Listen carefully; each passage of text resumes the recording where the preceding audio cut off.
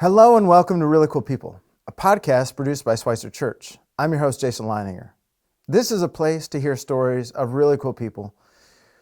And the hope is that in meeting them, you and I will be inspired, encouraged, and challenged through moments of serendipity. In a sermon entitled The Weight of Glory, C.S. Lewis said, "There are no ordinary people. You and I have never talked to a mere mortal." It's my joy in the next few moments to introduce you to someone who, in their own frame of mind, may think of themselves as just an ordinary person.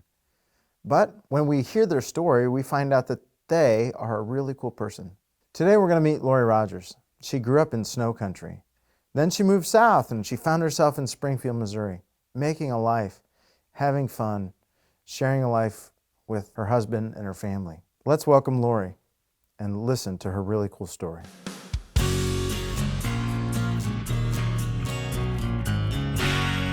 Today, we're glad to welcome Lori Rogers. And Lori, let's start with your story. Well, I can't say it's really very exciting, but I was born in, 1958 in little town in South Dakota, Watertown, South Dakota, northeast corner. And I lived there, until I was in my 20s. And when I think back on my childhood and everything, in retrospect, I feel like I lived I laugh and say it was like the Leave It to Beaver life. I had two great parents, three siblings.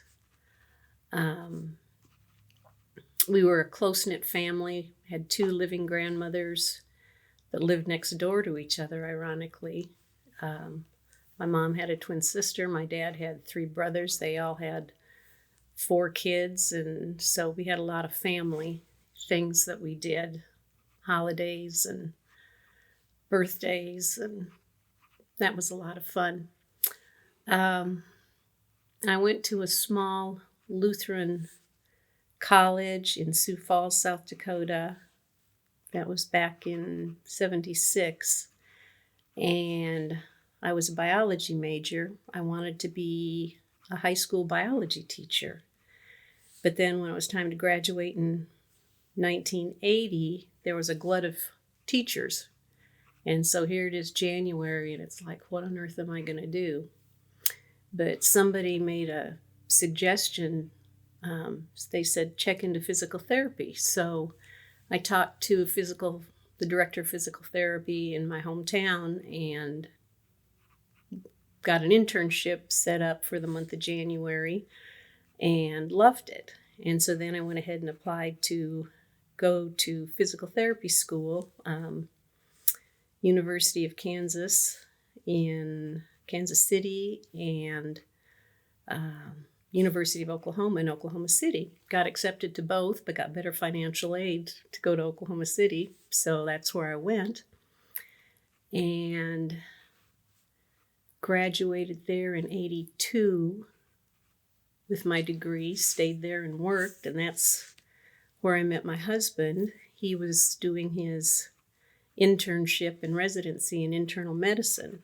And the day my roommate and I were moving into our apartment, it was, it had been 100 degrees for weeks. And I didn't have a key, and the office was closed, and bless his heart, he let us in, and we got a hold of the keys. But that's when I met Jim, and I stayed and worked in Oklahoma City for 6-7 years, and we started dating in that time. And then he took a job here in Springfield, and I would commute back and forth. And then one weekend he asked me to marry him, and I'd already asked him like 3 times why we didn't get married, but he'd always said you don't make major life decisions in times of stress, and those were some stressful times for him. But one weekend he asked me to marry him, and he said, well, why don't we get married? And I said, I don't know, why don't we? And so then I left and drove home, and called him back and said, "Were you serious?" And he said, "Yeah." So that's what we did. We got married here in 1985 here at Schweitzer, when it was just, well, the Fellowship Center was the sanctuary. And we've been members of Schweitzer ever since. We had 3 children, 2 boys and a girl, and I got to be able to be home and be a full-time mom. He was very supportive of that. I did work as a physical therapist when we first moved here, and then until I had my second baby. But then he said, I think it's time that you stay home. And that was really a gift. There was days I thought it would have been easier to go to work than stay home with 3 kids, but he was super. He was super. So I did the mom thing and did all the things I wanted to do. I mean, I always wanted to be a Girl Scout leader. I wanted to be a homeroom mom. I wanted to be a Sunday school teacher, just all those kind of things. And I had lots of opportunities to do that, for which I was really grateful. I was blessed with a, as I said, very supportive spouse. And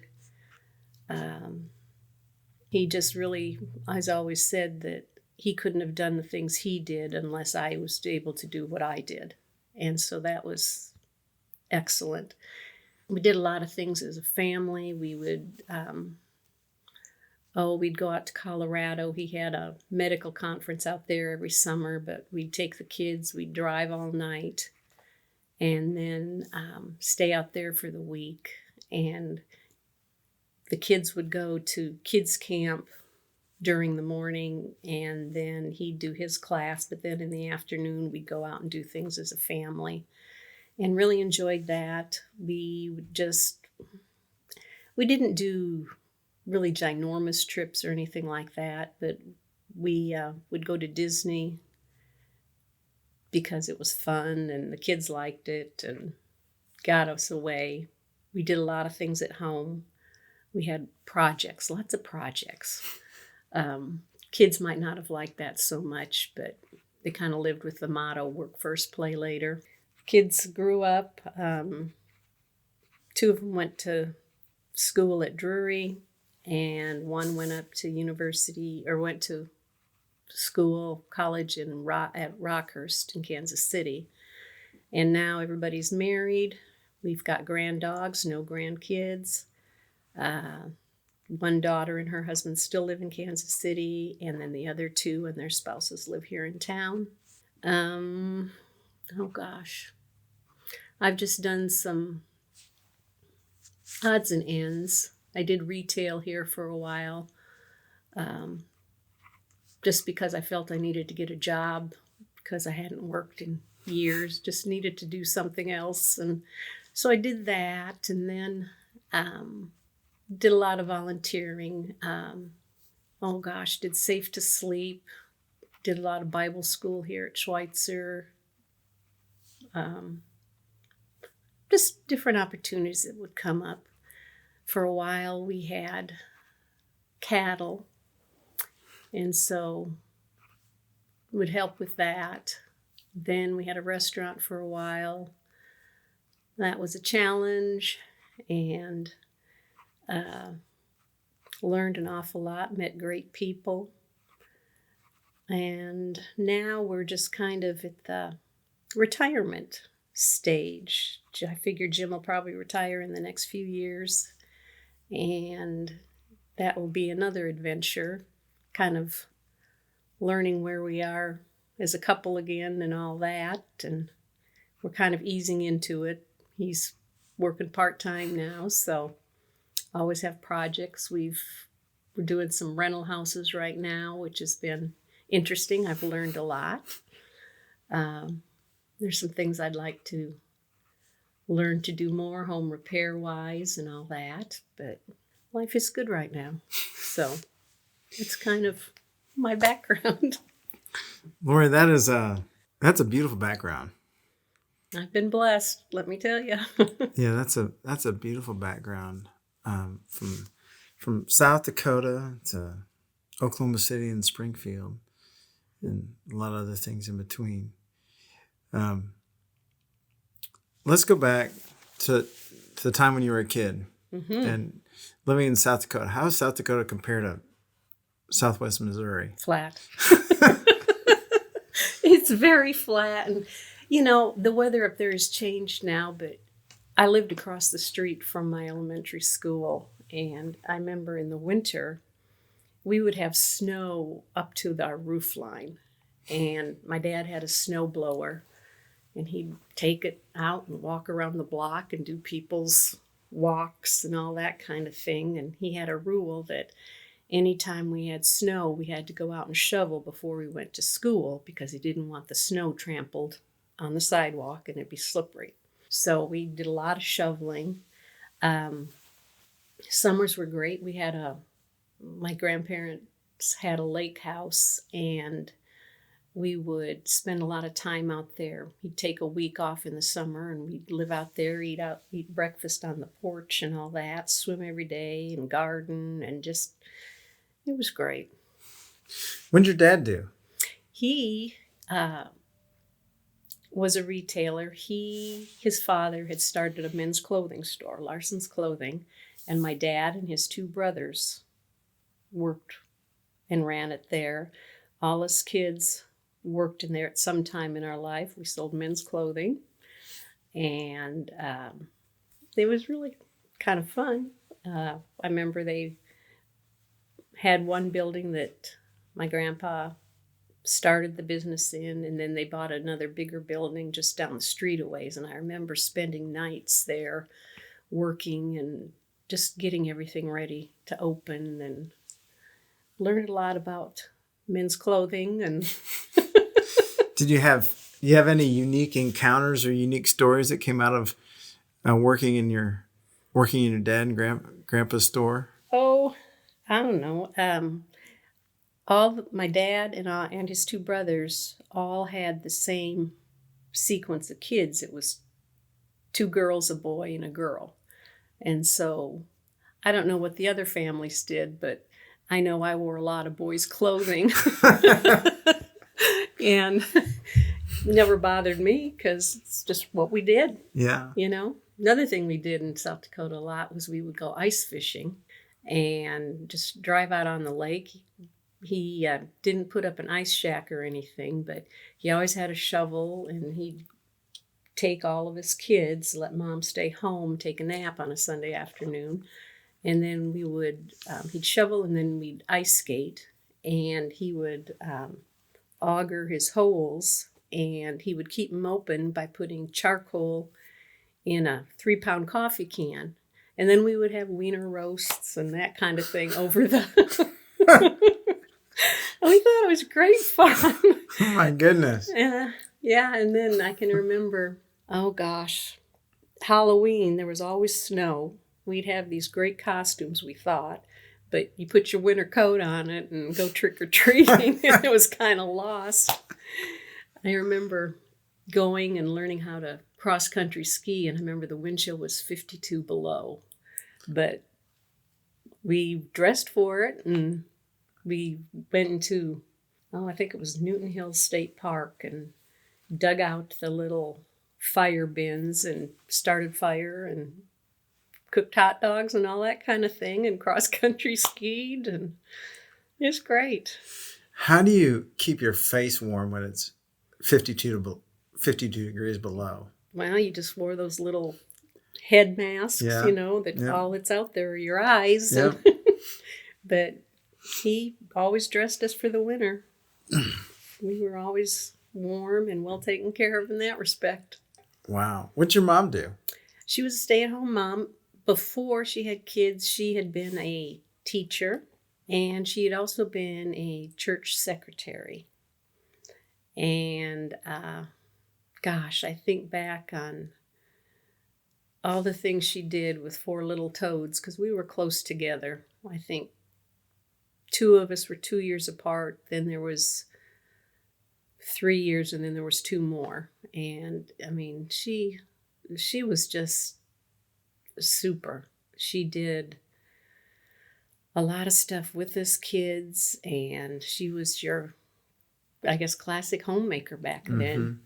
I can remember a neighbor saying, "Yes, I see your mom's kitchen light on, and she's down there washing the floor when everybody else is in bed, because that's when she had time to do it." And she took good care of her mom and my other grandma, and she instilled in us kids that you need to take care of other people. I can remember that there was a neighbor that lived a block away. He was a widower, and every couple weeks or whatever, she would pack up a box, put a hot meal in it and some other things, and then we would walk up there and take it to Clarence. And, it was just something we did, Did you ever take your kids up there? I mean, did you have like family that lived up there? So you take your kids? Yeah, when they were little, we went up. Oh, I guess it was the year Ben was born. We went up there at Christmas and decided we would never go back in the winter again. It was just a little too dicey then. But yes, we would go up in the summers and we would have family reunions, especially with my mom's side of the family. My mom died on her 52nd birthday, and she had a twin sister, and they had 5 kids, and we had all grown up together as well. And my dad had remarried, and so then we'd have the reunions out at my dad and Nellie's house. And the cousins would come, and their kids would come, and my kids have good memories of that. What's your so I grew up with a bunch of cousins around me, and those are special memories. Absolutely. What are some of your special memories about your cousins? Gosh. I bet there's stories. When you have cousins, you have stories. Yes. You can tell them here. It's safe. Well, I can remember my sister Jean and I would go and stay out at the farm. We thought that was great fun because we were city kids. And I can remember, I don't know what we were doing, but they had a burn barrel. And we got in and started burning stuff in that burn barrel. And I don't know, we were taking stuff out of the garage and all this kind of thing. And my uncle came home for lunch on the tractor, and he was livid that we were out there doing that. And I just remember they had a row of these old yellow chairs sitting up on the wall in the kitchen, and there was 5 of us kids sitting there. And he was just angry. Didn't say a whole lot, but you could just see it. And I just thought, oh, he's going to tell my folks. But I don't know that he ever did. But, oh, I remember that one. And then another time, they had just put up all the hay. And we went and jumped in all that hay and knocked all that hay down. And we didn't get brownie points for that one either. Well, and then another time, they had a big gas tank, natural gas tank or whatever. And I remember we were just out there messing around with the dials and all this kind of thing. We didn't know anything about it because we'd never seen it, and the cousins, they were willing to go ahead with that. So we got a talking to with that one as well. And then they'd come and stay with us, and, we'd go and stay at the lake, and they thought that was great fun. And my dad would get a camper, and we kids would get to stay in that. And then Dad and Mom and the 2 little kids would stay in the house, but the rest of us would be out in the camper, and that was great. Yeah. How did you, growing up with that kind of environment, tight, and your mom was a homemaker, your dad was in this business, how'd you find the encouragement to go off to school? And was that natural? Was that like expected? My parents were very, they wanted us to have good educations. And Well, I can remember my dad was out working in the garden one day, and I kept saying, what if I go to college and I still don't know what I want to do? And he said, well, you can always get married. And I thought, well, that's kind of a cop-out. And so, I didn't know what to do when I couldn't be a teacher. I did not want to go back and stay in Watertown because it was maybe 17,000 people was all it was. And it was the fifth biggest city in the state. And so going to Oklahoma City was a good choice, a good opportunity. And I have no regrets. Were your grandmothers alive when you went through college and then down to Oklahoma City? Yes, I think they both passed away when I was in Oklahoma City, but they were both in a nursing home at the time. And I can remember I'd worked in the nursing home. I'd taken care of both of them.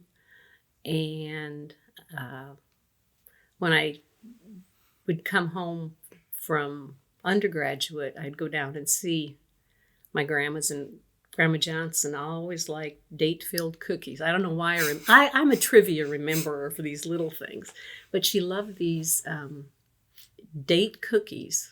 And so I'd go and pick some up at the bakery, and we'd just sit and have coffee in her room. And it was wonderful. I was just really blessed with my family. When you look back at those times in your life, do you have like 2 or 3 principles that you've picked up out of those moments that you carry with you, and that you've maybe are markers that show up in other parts of your life? Well, be kind. Listen. And if you can do something to help somebody, do it. Don't second guess yourself a lot on that. Just do it. And I'd say those are the ones that stick by. You said something really funny about your time dating Jim. You said it was like 7-8 years that you guys dated. You asked him three or four different times, why don't we just get married? And then he finally asked you that question. What do you think it took him so long?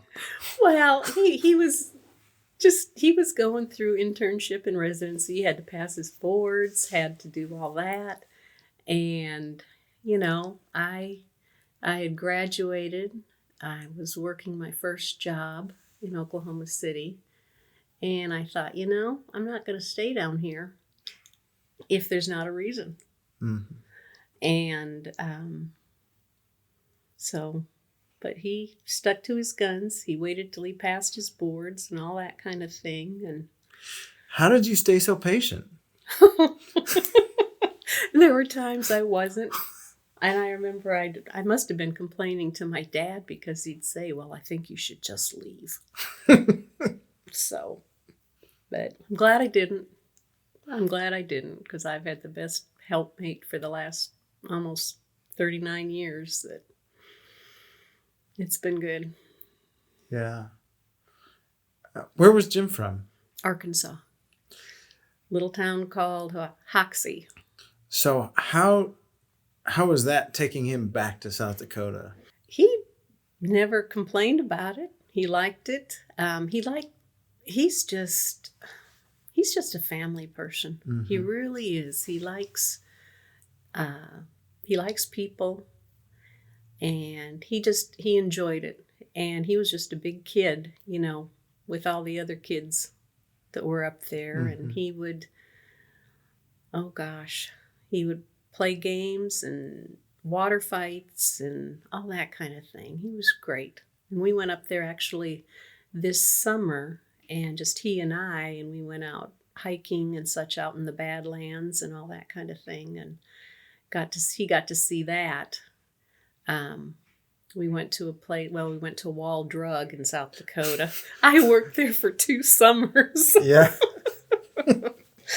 Oh, golly, that was an adventure. But, I learned a lot. I met great people. And you see a lot of things at Wall Drug in the summertime. Oh, yes. We always thought we were such smart Alex back then. People would come in and they'd say, "Do y'all have a bathroom?" And they'd say, "Yes." And that's it. We thought we were pretty smart, But yeah, it was good. It was good. I met I worked in Western wear because I sold men's clothing before, so that was kind of an easy fit. And I remember the lady that ran it, her name was Stella, and she was a tough cookie. She was, some of them called her the little bulldog because she was short, she was very curt, and she either liked you or she didn't. I loved her. She was awesome. Oh, she was great. But that's fantastic. That's just fantastic ways that people impress themselves upon us, mm-hmm. who have salt of the earth, just goodness in them, and mm-hmm. it's fantastic to remember them. 3 kids. After the second one, you stayed home, became a stay-at-home mom. I did. And then you said there were times you felt like it probably would have been easier to go to work. Oh, sure. Than to stay home. Yeah, Jenny and Ben were 14 months apart. And, Jenny we always thought she was easy because we had nothing to compare her to. Mm-hmm. First one's always good, Yeah. You're lulled into this thing. Well, what's one more? It's going to be fine. Ben was a horrible baby. He didn't sleep through the night until he was probably a year and a half. Love that boy, though. And then we had Maggie, and she was a joy because there'd been some time in between.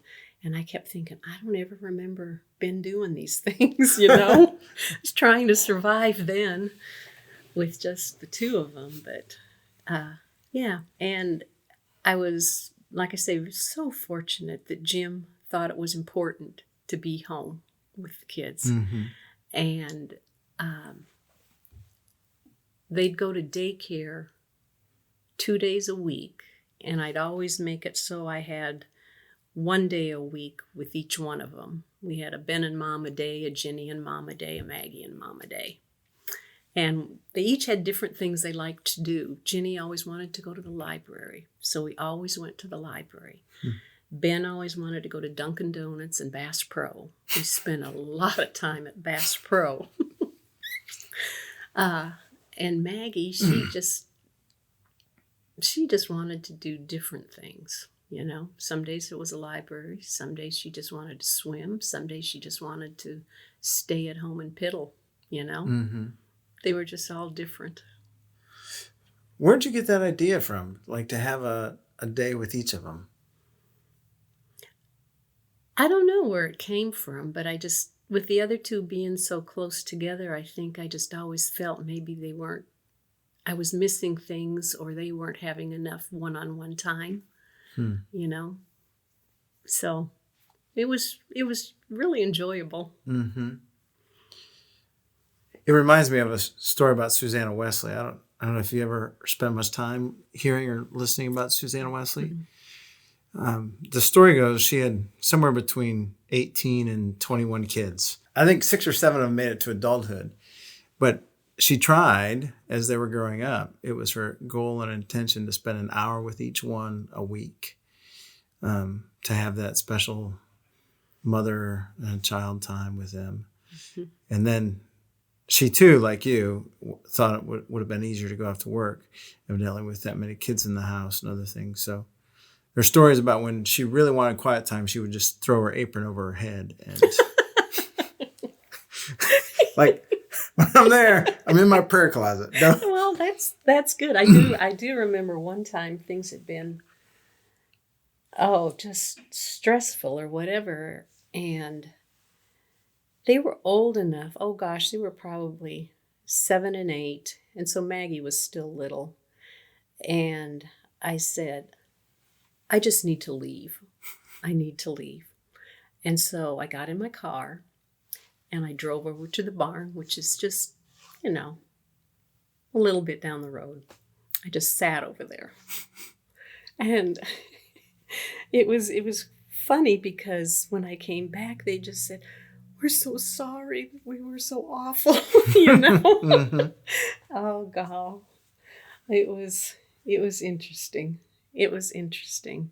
And then I remember one day, I had a stained glass closet in the basement where I had done stained glass, and I just went in there and stayed.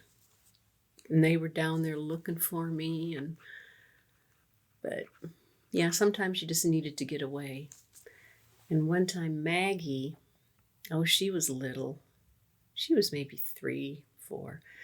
And I don't know what had been going on that day, but she just put her hands on either side of my face and said, "It's okay, Mama. Tomorrow's going to be better."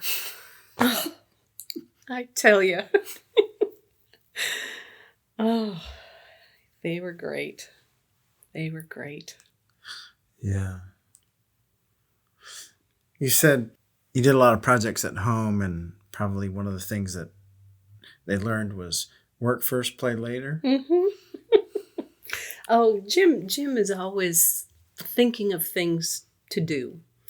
And I can remember one summer, we told the kids we were going to hire them because we were going to put on, we had one patio, and then we were going to put a second one on further down. Our house is out up against the Little Sauk River, and it's on an incline. So the project was to get all these rocks down to the second one so they could come in with pumper truck and put the concrete in.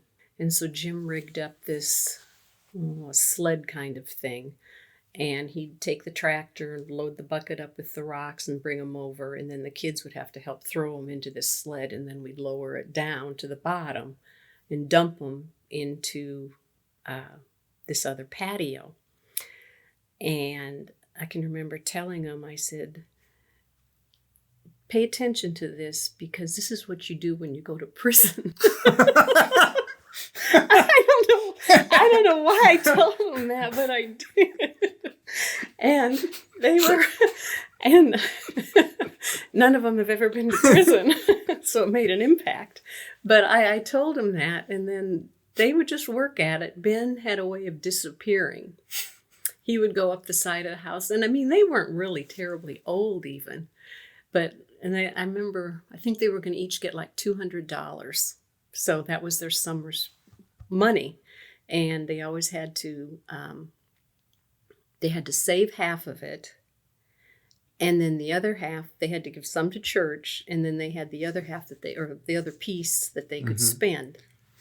And so that's where they learned how to save, because Jim's always been big on, you got to plan for retirement. You got to plan for retirement. So all the kids are good on that. But that was one of the projects, and they thought it was great fun because we were able to throw an old lawnmower into this before we had the concrete. This is a big patio. I mean, old lawnmower, there's a refrigerator in there, all kinds of things that You guys are like the mob, Baron Jimmy Hoffa or something like that. But oh gosh. But we had another time we put in a fire ring, and we laid pavers. And so they learned how to do that. They didn't like that either, but they worked at it. And then they helped. Jim made me a great raised bed garden. I mean, it's waist high. It's all rock all the way around, but they had to come in and help with that project too. And they kind of get project out. Has that shown up in their adult lives? Yes. Everybody wanted a house move-in ready, no repairs, no nothing. But it's good because they will call now and ask, could you come and help us? Mm-hmm. You know, if they need something, because things are so expensive. Mm-hmm. And so Jim just gets really excited when they call and ask that, you know. Mm-hmm. He always wanted to transition from a a parent-child relationship to an adult-adult relationship with them. And so it's just really neat when they come and ask you for different advice or whatever. Yeah, it is. Mm-hmm. When you think about your spiritual formation and that development, Oh, yeah. yeah, talk a little bit about that. We were staunch Lutherans, and church was the social scene for a lot of it. I mean, every Sunday we were in church. My folks sang in the choir, and Mom would go in with the choir, and then Dad would march down with us four little toads and put us in the second row, always on the right-hand side, and he'd leave us there and go up and sing, and then they'd both come back down and sit with us. And we had Sunday school, and at Christmas we had this event. It was called the Yule Tree Fest. And you made your decorations, and you'd go put them on the tree, and you'd go have a service, and then you'd come back down into the fellowship hall, and everybody joined hands, and you'd sing Christmas carols around the Christmas tree, and they served cookies and punch. Oh, we thought that was just such a great thing. But we had confirmation, and I'll be honest, the only trouble I ever got into was in confirmation. I got kicked out one day. And my dad was just livid. He was really upset, and I remember I had to call my teacher and apologize and all this kind of thing. But and then I remember he had this little catechism book, and I remember he'd have us memorize some of that, and then on Saturday night he would read the question, and you'd have to know the answer to that question. And that was intimidating, but it was all good. We had confirmation camp, and it felt very secure. My mom, she always did, it was circle, kind of like UMW. Yeah. But she did that, and she did, I think it was something called Bethel Bible Studies, and that was kind of her night out where she'd go and she'd do that. And we just had friends that were there, and faith was really important. And I can remember when you were 12 years old or so, we always had Christmas Eve at Grandma Larson's, and with all the grandchildren there, when you were 12, it was your turn to read the Christmas story. And I can remember practicing, before it was my turn to do it, and I was just so nervous. But it was big when we'd have our 4th of July celebration out at the lake. I mean, we'd all gather around, and we always sang, "Be present at our table, Lord." And growing up, I remember we always prayed before we ate, we prayed after we ate. And then we had family prayers. We'd all sit in the living room, and everybody'd go around and say their prayer, whatever they needed to say. And then we always prayed the Our Father. And then there was another little prayer. Let's see. "I washed my hands this morning so very clean and white. I lent them both to Jesus to work for him till night. Little feet, be careful where you take me to. Anything for Jesus, only let me do." And then there was even a shorter one. "Jesus dear, be real near. Nothing then I need fear." And we said those every night. And that was good. Yeah. It was good to have a background, because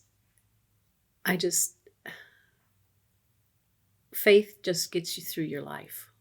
You have to have something to believe in.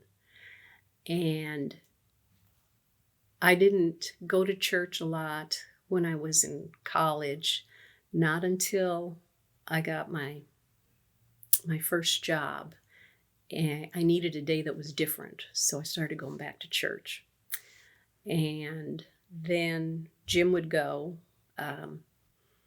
When we were in Oklahoma City, we would go together. And then we would go here at Schweitzer, But he worked 2 weekends out of the month, and I worked another, so we didn't get here very often. But then once we had kids, it became paramount to have them grounded. Mm-hmm.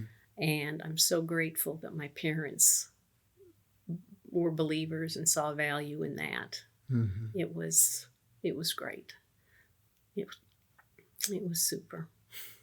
You mentioned that in the last few years, you've had cattle, you started a restaurant. Now what do you do for fun? Well, now we're doing the rental houses. It's really been interesting. He was out working on the fence behind the restaurant, and ironically, somebody that he knew from Mercy, her husband was over there working on a house, and they got to talking, and he said, "Yeah, I'm getting this ready to sell." And so he and Jim kind of worked out a deal, and so we bought that house, and we rented it and still do to one of our employees because he was living over in some, hotel type situation out by I-44, and he needed stable housing. He needed a place he could get to work. We were by buses and all that where we were located. So we did that, and then we had bought a piece of property north of town, farm, and it had 2 houses on it. So then we worked on getting the rock house up and going, and rented that. And then we just finished one over here on the north side of town this summer, and that one's rented to a former employee of ours. And it's been great fun. I've learned a lot. And it's been fun. What are a couple things that you've learned? Oh, golly. I have learned, well, everybody knows this. It always takes longer than you think it should and costs more. Yep. That never ceases to. I've accepted that. Jim hasn't. It's always too much. But I've learned how to. I'd never pulled up carpet. I'd never done painting. My dad always said, "Call so-and-so to come and do it." But Jim had done house repair. He'd taken down houses for his dad. And so he can do anything. I think I could put in a toilet now. I could, all that kind of thing. So. I've discovered that thanks to YouTube, you can do all kinds of things. If you have a question, just YouTube it, and somebody will probably teach you how to do it. Mm-hmm. Probably everything except internal medicine. Yeah. Oh, yeah. But it's been great. Yeah. It really has. Then one of the last things you said was that you and Jim are trying to figure out what it means to connect again as you head off into retirement. What are you looking forward to? And what are some of the things that you're doing to connect again? Well, we've figured we're going to make it because we did take our first vacation, just the 2 of us together this past summer in, I don't know, probably almost 20 years. Mm-hmm. And we didn't kill each other. So that's one positive thing. Yeah. But one of the hard things is you're so used to being independent and doing your own thing. Mm-hmm. It's hard for me anyway to let somebody in and help me, because he says, I know, you can do it yourself. But it's hard to ask for help. And I think the other thing is just remember to appreciate each other, because there's a lot of things you take for granted. Mm-hmm. I take it for granted. He's going to go to work. He's going to make the income. We're going to pay the bills or whatever. But then by the same token, there's certain things that he figures I'm going to take care of. Mm-hmm. And I mean, that's part of the partnership. Mm-hmm. But you have to watch that you don't take the other for granted. That's for sure. I'd like to ask at the end of a conversation like this, if you've got a final word of advice or something you'd like to leave with us. I think it would be just live ready. Be ready for whatever comes your way, It can be a good thing. It can be a bad thing. You're going to deal with it. And just remember to be kind to people. Take a little extra time. Talk to the person that's waiting your table, you know. Tell somebody you're glad they're there today or whatever. Those would be, I think, my two things. Thank you, Lori. Thank you. This was great fun. Oh, it was fun. So glad you came in and so glad we could have this conversation. Well, thank you. I appreciate it. Yeah, thanks. A big thank you to Lori for sharing her story. In listening to Lori, I hope that you found yourself inspired, encouraged, and challenged. And then you begin to behold the really cool people that are around you each and every day. This podcast is produced by Schweitzer Church, Springfield, Missouri. Taylor Likes is our executive producer and editor. And I'm your host, Jason Leininger. You can help us by liking, reviewing, and sharing this podcast. Until next time, stay cool.